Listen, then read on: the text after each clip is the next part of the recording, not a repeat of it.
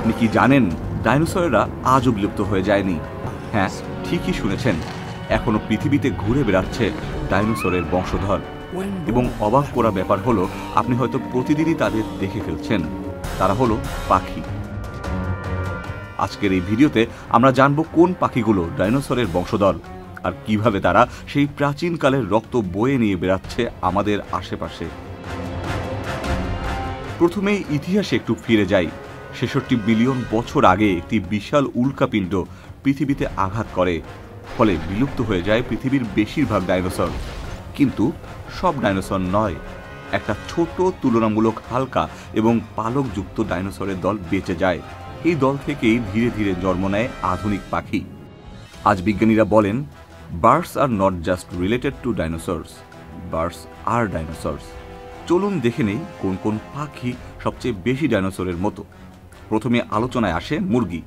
হ্যাঁ, শুনে হাসি পেলেও মুরগি হলো পৃথিবীর সবচেয়ে চেনা জীবিত ডাইনোসর। এলএমই সার্টিফাইড বিশ্বসেরা কপারে তৈরি ওয়ালটন কেবলস, যা আপনার স্থাপনাকে রাখবে সব সময় নিরাপদ। জেনেটিক গবেষণায় দেখা গেছে মুরগির মধ্যে এমন জিন আছে যেগুলো একসময় দাঁত গজাতে পারত, একেবারে র্যাপ্টারের মতো। এরপর আলোচনায় আসে উট পাখি। এরা বড়, উঠতে পারে না, দৌড়ে চলে।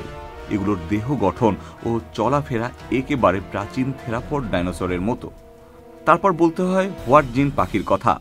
দক্ষিণ আমেরিকার এই পাখির বাচ্চাদের ডানায় ছোট ছোট নখ থাকে, অর্থাৎ তারা পাখি হয়েও অদ্ভুতভাবে ডাইনোসরের মতো কিছু অঙ্গ বজায় রেখেছে। এরপর আলোচনা করতে হয় ঈগল, পেঁচার মতো পাখিদের নিয়ে। এরা শিকারী প্রকৃতি, ধারালো থাবা, চোখের দৃষ্টি সবই এদের একদম র্যাপ্টর ডাইনোসরের মতো। এছাড়াও পাখির আরও শত শত প্রজাতি রয়েছে যারা ডাইনোসর থেকে এসেছে।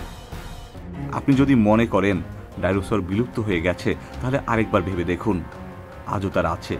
আপনার উঠোনে, গাছে বসে থাকা পাখির ডানায়, কিংবা আপনার দুপুরের খাবার প্লেটে। তাদের রূপ বদলে গেছে, কিন্তু রক্ত এখনো বহমান।